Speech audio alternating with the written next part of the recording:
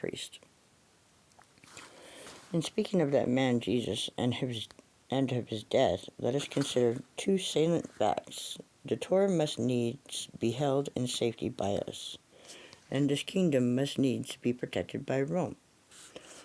Now that man was defiant to us and to Rome. He poisoned the mind of the simple people, and he led them as if by magic against us and against Caesar. My own slaves, both men and women, after hearing him speak in the marketplace, turned sullen and rebellious. Some of them left my house and escaped for the desert whence they came. Forget not that the Torah is our foundation and our tower of strength. No man shall undermine us while we have this power to restrain his hand, and no man shall overthrow us or overthrow Jerusalem, so long as its walls stand upon the ancient stone that David laid. If the seed of Abraham is indeed to live and thrive, this soil must remain undefiled. And that man Jesus was a defiler and a corrupter. We slew him with a conscience both deliberate and clean. And we shall slay all those who would debase the laws of Moses, or seek to befoul our sacred heritage. We and Pontius Pilate knew the danger in that man, and that it was wise to bring him to an end. I shall see that his followers come to the same end, and the echo of his word to the same silence. If Judea is to live, all men who oppose her must be brought down to the dust. And Judea shall die. I cover my gray head with ashes, even as did Samuel the prophet, and I will tear off this garment of Aaron and clothe me in sackcloth until I go hence forever. Joanna, the wife of her steward, I guess.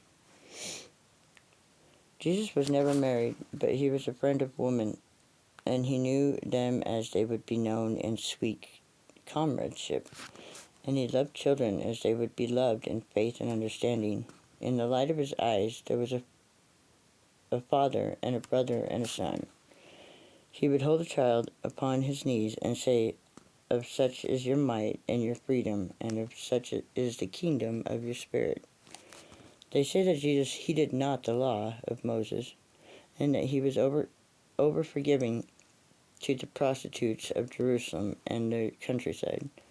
I myself at the time was deemed a prostitute, for I loved a man who was not my husband, and he was a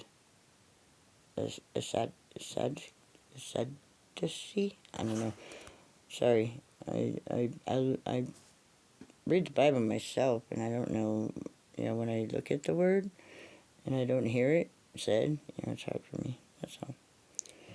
And on the day the Sadducees, I don't know what they are, came upon me in my house when my lover was with me, and they seized me and held me, and my lover walked away and left me. Then they led me to the marketplace where Jesus was teaching.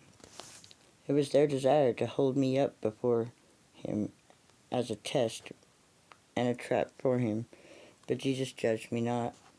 He laid shame upon those who would have had me shamed, and he reproached them, and he bade me go my way. And after that, all the tasteless fruit of life turned sweet to my mouth, and the scentless blossoms breathed fragrance into my nostrils. Okay, here we got it's like a Sadducee. Sadducee. They seduce you. Sadducee? Sadducee? I don't know what they're called, but that's what it is. Sadducee. Sadducee. Okay. Nostrils. I became a woman without a tainted memory, and I was free, and my head was no longer bowed down. So that sure does sound like Mary Magdalene or something, you know what I mean? Same thing, right? Jesus have two women that he saved? I don't know. Rafka, Rafca, the bride of Cana. This happened before he was known to the people. I was in my mother's garden tending the rose bushes when he stopped at our gate, and he said, I am thirsty. Will you give me water from your well? And I ran and brought the silver cup and filled it with water, and I poured it into a few drops from the jasmine vial. And he drank deep and was pleased. Then he looked into my eyes and said, My blessing shall be upon you. When he said that, I felt as if it were a gust of wind rushing through my body, and I was no longer shy. And I said, Sir, I am betrothed to a man of Cana in Galilee, and I shall be married on the 4th day of the coming week.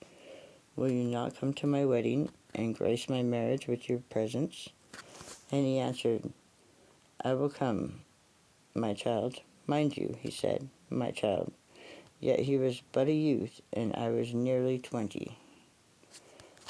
Then he walked on down the road, and I stood at the gate of our garden until my mother called me into the house. It's kind of a cool picture that they have pictures and little drawings in this book. It's kind of cool.